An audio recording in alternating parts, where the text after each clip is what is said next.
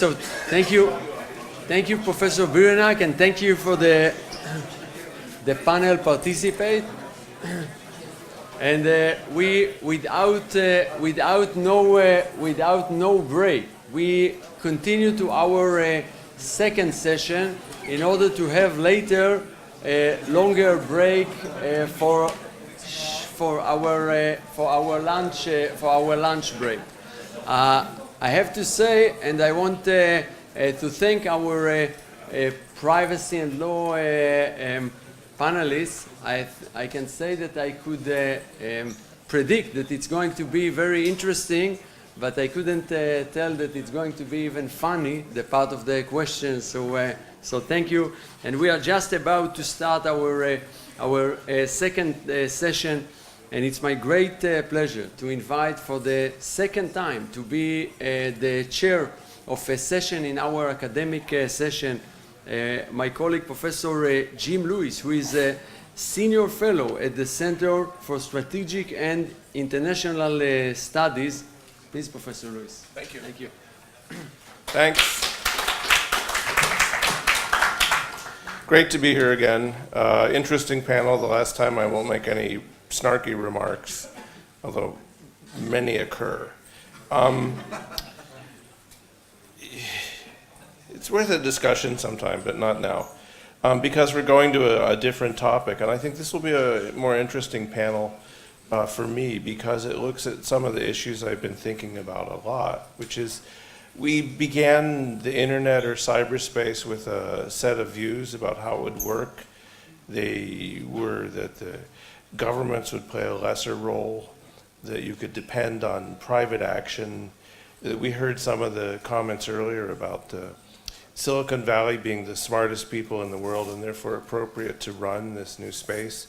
And I think all of that is changing now. It's been going away for a few years, but there's now tremendous pressure from citizen expectations about how cyberspace will work and what the political framework for that would be. So we have 4 excellent speakers talking about norms, regulation, data privacy, and finally the rule of government.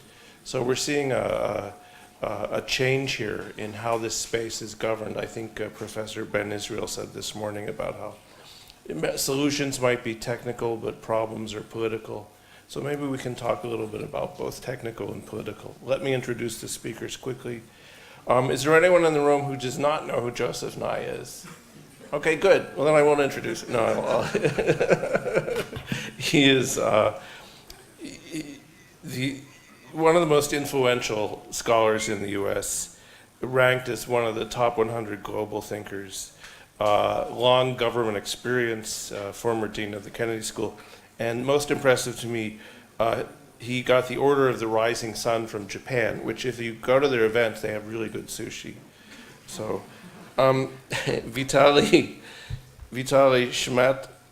Shmatikov, I'm sorry, plane got in it too.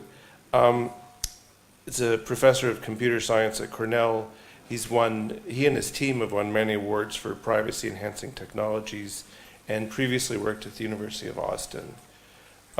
Professor Zachariah Erkin is at the Cybersecurity group at Delft University of Technology, which most of you know is one of the leaders in the field. He's been involved in many projects at the European and Netherlands level, and is a member of the Blockchain Lab. We can't have a conference without saying blockchain. We used to have to say cloud, now we have to say blockchain. And he's a core member of the Cybersecurity Next Generation group. The final speaker is Steve Belvin, who many of you know at the Computer Science Department in Columbia, member of the National Academies of Engineering in the US and a recipient of many awards. What I'm going to ask to do is ask each speaker if they can confine their remarks to 20 minutes, and then we will have questions at the end. So the same format as the last panel. With that, Joe, if you want to come up, please.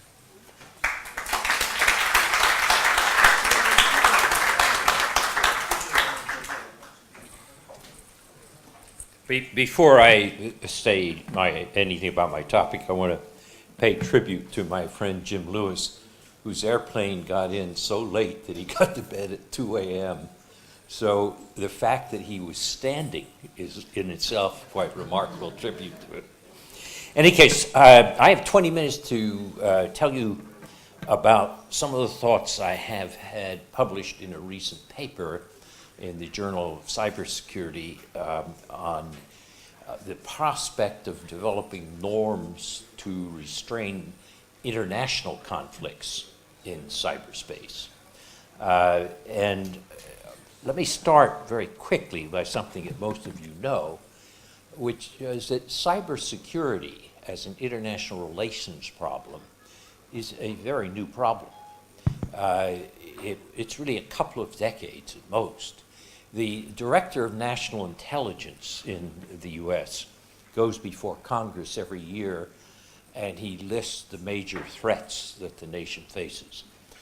In 2009, cybersecurity was way down the list. By 2013, it was on the top of the list and has been there since. So there's something that's happened.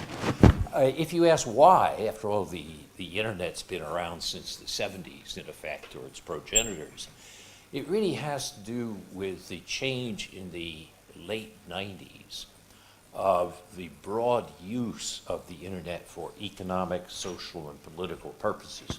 If you look at a graph of the number of people connected to the internet, in the late 90s, it goes up like a hockey stick. I mean, it changes dramatically. And of course, this is going to get even more with the Internet of Things. And once it becomes that important for everything, then it's no longer a separate problem. It becomes a source of interdependence, and with interdependence goes vulnerability, and with vulnerability goes insecurity. So it becomes very much a large-scale international security problem, whereas previously we had problems of, other countries hacking into the Defense Department or breaking into companies and so forth. But now we have something which is much bigger. Now, a lot of the attention which has been given to the problem has focused on very dramatic events like, Cyber Pearl Harbor. Secretary of Defense Leon Panetta, among others, talked about this. I think that's probably not the right way to think about this. Most of the really interesting aspects of attacks and international conflicts are below the level of the laws of armed conflict, so-called gray zone issues. And as my colleague Michael Solmeyer had said, what's interesting about cyber as a weapon is that nobody's yet been killed by a cyber capability. And that makes it what David Sanger titled the topic of his new book, which is just coming out now, the perfect weapon. I mean, it looks like it's ideal, this weapon which doesn't kill but just disrupts and damages and so forth. But obviously it's not that simple. Now, the question is, are there things we could do to establish norms that would restrain cyber conflict? And why would states restrain or agree to self-restraint? In a Hobbesian world, one would assume that states do whatever they will. Remember the famous doctrine from the Melian dialogue in which the Melians plea for mercy from the Athenians, and the Athenians say, the strong do what they will, and the weak suffer what they must. But sometimes states don't behave that way. The question is why? Why are these exceptions? There are basically four major causes of international norms that restrain states. One that I'm not going to talk about, but was the simplest and most obvious, is problems of international coordination. If I want to talk to Australia, the name system has to make sure that the numbers work. In other words, that I'm not getting all messed up. So the problems of coordination lead to the type of conflicts that could occur, but which ICANN, the Internet Corporation for Assigned Names and Numbers, manages. Let me leave that aside because it's too easy. I mean, it's a very interesting, difficult, important topic. But I want to ask, why would it be that states would restrain themselves from using the perfect weapon? And have they restrained themselves? Well, it seems to me there are three major ways or reasons that states might restrain themselves. One is uncertainty and prudence. A second is external reputation and damage to soft power. And a third is the danger or the problems of domestic politics and internalization of norms. Each of these is quite a different causal mechanism. So let me explore each of them separately and then draw some conclusions from the total. If you look at uncertainty and prudence, it's interesting that if you go back to nuclear weapons, a very different but very disruptive technology, in the early 50s, nuclear weapons were regarded as normal weapons. The United States developed a weapon system called the Honest John that could fit in a soldier's backpack. In other words, this was usable weaponry. Tom Schelling, the Nobel laureate, once said in his Nobel address, probably the most important norm that's ever been developed was the norm of non-use of nuclear weapons. And it really developed out of prudence. Essentially, even though we developed the technologies and the techniques where you could use these as battlefield weapons, prudence stopped their use. Now, whether that norm would restrain a Kim Jong-un is uncertain, but it certainly has restrained larger countries that have had nuclear weapons. Now, I think you could give you another less dramatic example would be privateering. Privateering, taking your ships to capture somebody else's ships, not by the Navy, but by allowing individual citizens to outfit a ship to do this. It's written into the U.S. Constitution. We had a weak Navy at the time. And privateering was quite common in the 18th century. It becomes outlawed in the middle of the 19th century. And if you ask why, it was because it became difficult for governments to control. You might have liked the privateers doing some things, but they then got you into trouble on other things. And Florian Egloff has written a very interesting history of how this is, how the anti-privateering treaty got worked up and the reasons for it. And it has some relevance to the questions of hackback. In other words, to what extent do we want to allow or discourage privateering, in effect, on the internet? But I think the interesting question at this stage is that there's so much we don't know about the unintended consequences of the use of cyber weapons. So that very often, if you look at a military commander and say, well, why didn't he take out that air defense system by cyber means, or why didn't he do something else by cyber means? Very often the military prefers the clear knowledge that an attack worked, that somebody didn't reprogram the defense system or patch it or something. And that uncertainty leads to prudence. And if the nuclear example or the privateering example is historically accurate, it might be that if you go on with prudence long enough, prudence becomes, in effect, a de facto norm. We have those two examples historically where that's happened. Will this happen in cyber or not? I don't know, but that might be one way in which causal mechanism in which you could foresee the development of norms in which states decide to restrain themselves. The second would be what I called external reputation and soft power. And here, if you want a historical example, it would be the revulsion against chemical and biological weapons after World War I. Basically, it took a long time before you had the treaties of the 1970s, And there have been cheating on these treaties, as there always is. Remember, a norm doesn't have to be perfect to have some effect. Anybody who drives in my state of Massachusetts will know that very few people drive at the speed limit, but they still know that if you go too far over the speed limit, you're likely to pay a price. In any case, while there's been cheating, for example, next door with Assad using chemical weapons against his own people and so forth, by and large, states have not used chemical and biological weapons. And it's interesting that when they do, it has big effects, as we saw with the cruise missile strikes against Syria that President Trump carried out and so forth.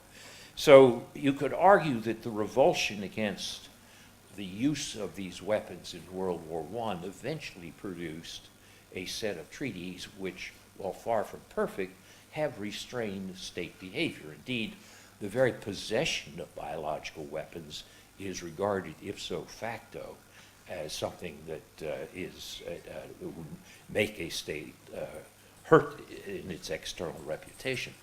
So the question is, what about cyber?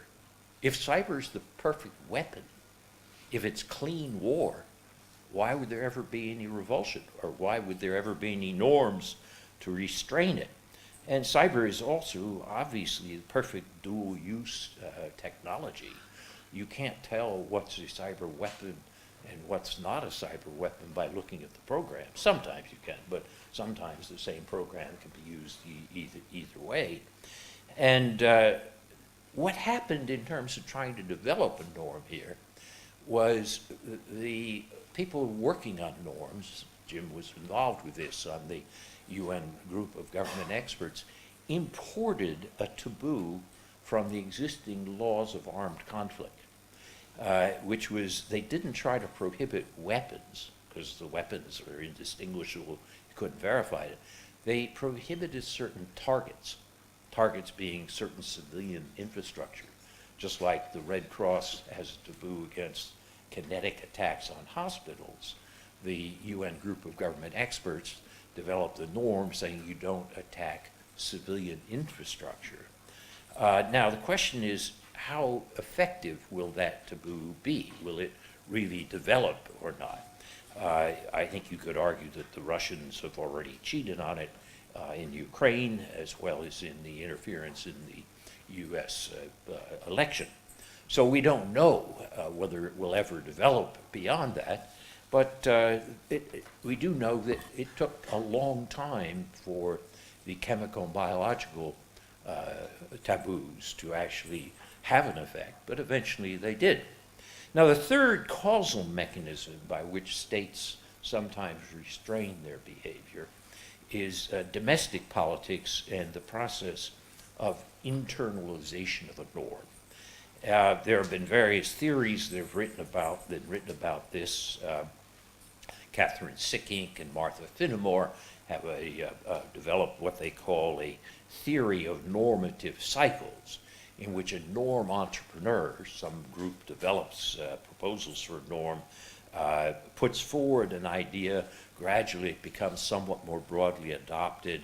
Finally, a number of states or groups adopt it, and it then what they call cascades, and then eventually becomes internalized in domestic politics.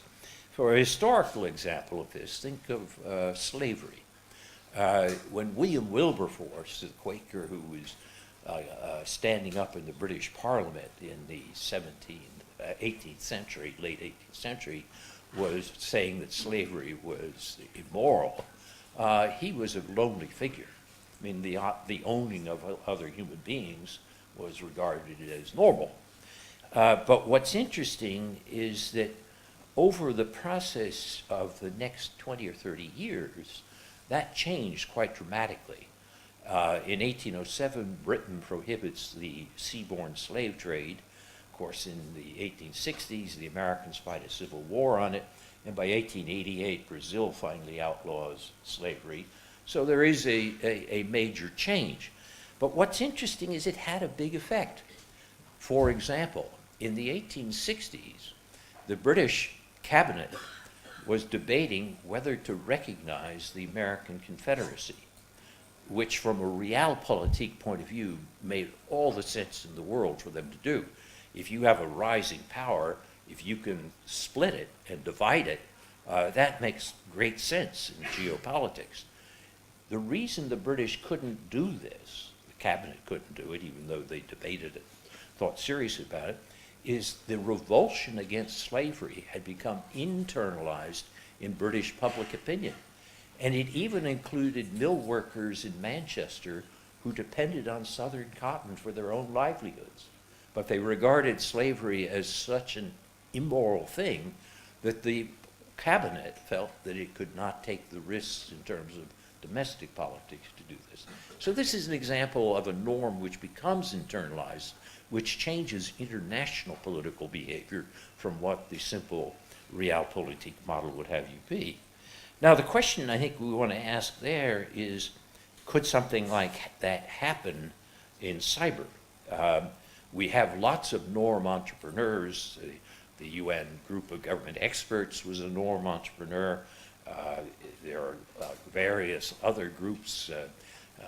Jim and I are members of this commission established by, or chaired by Marina Calurand, who's going to be speaking in the plenary on Wednesday. There are lots of sources of ideas for norms. The question is, what is it that gets states to implement them so that states actually restrain themselves? And the answer is that I've given you historical cases of causal mechanisms. We don't know how this will work in the cyber world. But in conclusion, let me give you a few tentative thoughts on that. First of all is that it's slow. We're very much in the early stages of cyber norms. And so we don't have anything that would lead to popular revulsion like chemical and biological. It's quite the opposite.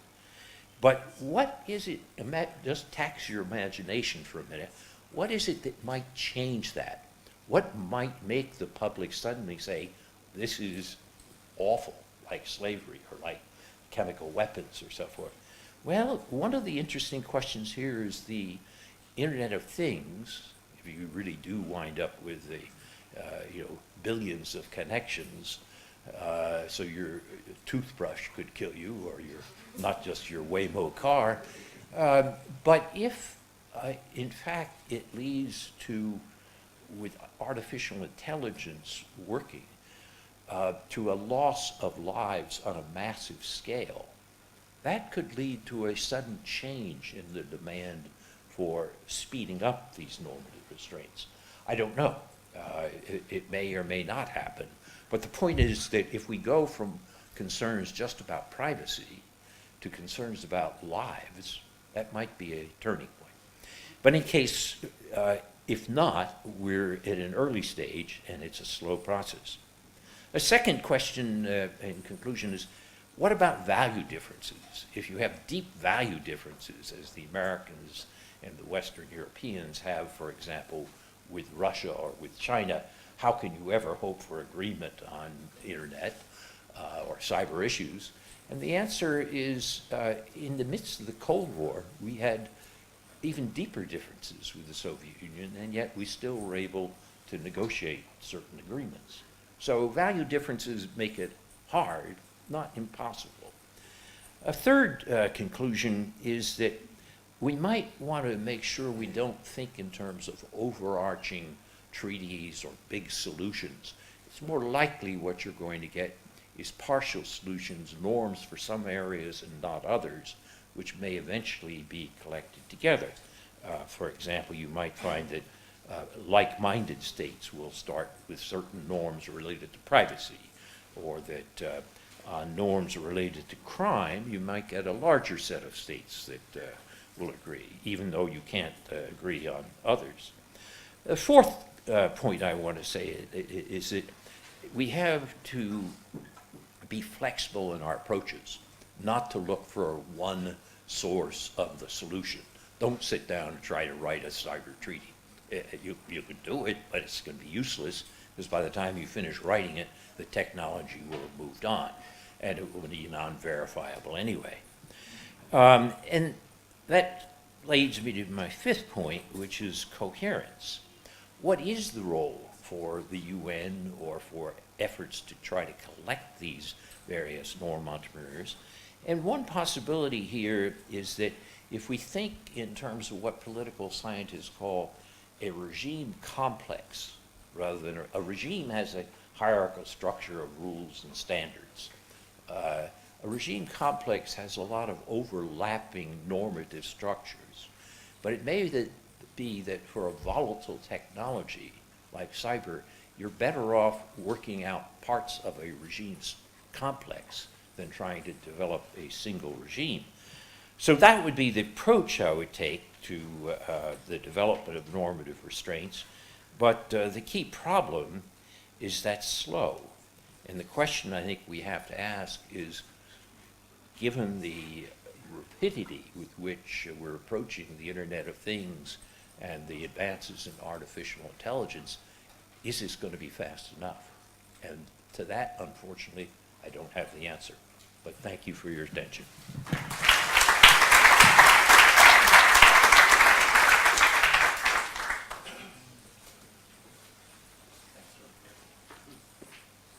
Okay, can I ask the next speaker to come on up?